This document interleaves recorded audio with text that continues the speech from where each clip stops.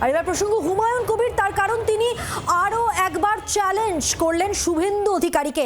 শুভেন্দু দলের হাতে ED CBI আছে, বাবরি মসজিদের তহবিলে বিদেশের বিনিয়োগ আছে, প্রমাণ করুক।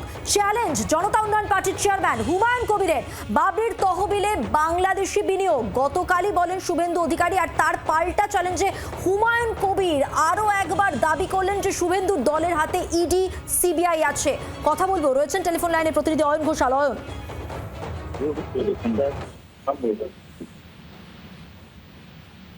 অয়ন, শোনা যাচ্ছে?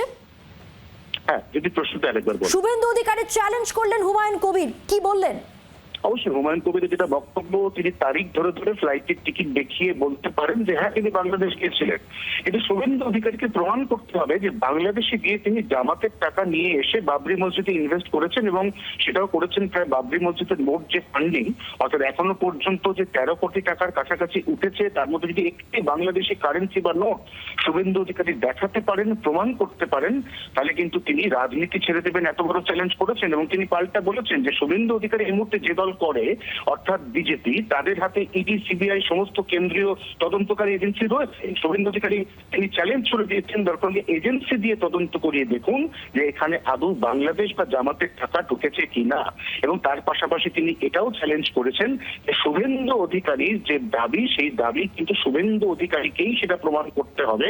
তিনি আগ বাড়িয়ে এই নিয়ে আর কোনো কিছু প্রমাণ করার তাগিদ অনুভব করছেন না বলেও জানিয়েছেন হুমায়ুন কবির। ধন্যবাদ অয়ন। অর্থাৎ তিনি যেমন আর প্রমাণ করার তাগিদ অনুভব করছেন না, তেমন তিনি যথেষ্ট কনফিডেন্ট, এবং এই জন্যই তিনি চ্যালেঞ্জ ছুড়েছেন শুভেন্দু অধিকারীকে। তার দলের হাতে ইডি সিবিআই আছে, দরকার হলে তদন্ত করে দেখুক তারা। কি বলেছেন হুমায়ুন কবির, শুনুন। হুমায়ুন কবির কোনো বর্ডারের তারা কাটার সরিয়ে বা অবৈধভাবে বাংলাদেশে যায়নি। যদি বিদেশের কোনো একটা দেশ থেকে, বাংলাদেশ সহ আরব কান্ট্রির দেশ বা যে কোনো দেশ থেকে যদি 100 টাকা আমার অ্যাকাউন্টে প্রমাণ করতে পারে, ওনাদের ইডি কিসের জন্য আছে? ওনাদের কেন্দ্রীয় এজেন্সিগুলো কি করে?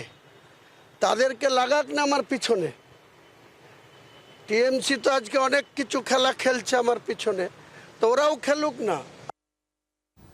খোলাখুলি, একেবারে খোলাখুলি চ্যালেঞ্জ জানালেন হুমায়ুন কবির। তিনি বলছেন কেন্দ্রীয় এজেন্সিকে তার এই বিষয়ে যে দাবি করেছেন শুভেন্দু অধিকারী, সে বিষয়ে তদন্ত করে দেখানো হোক, এবং যদি প্রমাণ করতে পারে, তিনি বললেন যে একেবারে কনফিডেন্টলি তিনি বললেন যে এই কথা যে মিথ্যে তা একেবারেই প্রমাণিত। বাবরি তহবিলে বাংলাদেশি বিনিয়োগ রয়েছে, যে কথা বলেছিলেন শুভেন্দু অধিকারী। শুভেন্দু অধিকারী ঠিক কি বলেছিলেন একবার শোনাবো আপনাদের। বাবরি মসজিদের শিলান্যাসের আগে, নতুন দল গঠনের আগে 7 দিন বাংলাদেশে কাটিয়েছেন হুমায়ুন কবির। হুমায়ুন কবির বাবরি মসজিদের যে অর্থ সংগ্রহ করেছেন থ্রু আমাদের স্টেট ব্যাংক অফ ইন্ডিয়ার ব্যাংকের এতে, তার 50%-এর বেশি অর্থ বাংলাদেশ থেকে এসেছে। হুমায়ুন কবির বাংলাদেশের জামাত, মমতা ব্যানার্জি সেতু। বাংলার আওয়াজ, বাঙালির আবেগ, জি 24 ঘন্টা।